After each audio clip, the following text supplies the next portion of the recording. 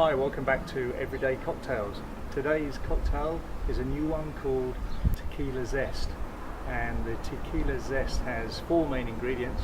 The ingredients are tequila, obviously, then we have triple sec, lemon juice, and we top it off with pear cider. Now the beauty of the Tequila Zest is you don't need a shaker and you don't need any sugar syrup.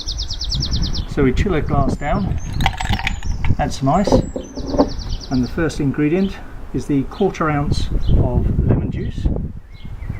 That's in first, and then we do a 1/2 ounce of triple sec.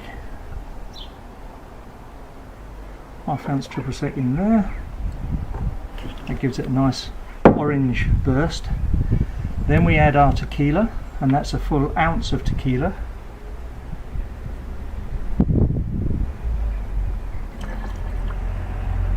That's our tequila, and then we top it off with the pear cider.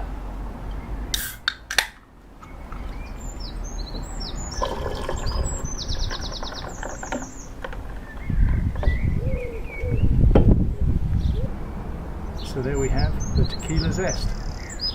Cheers. Oh, fantastic.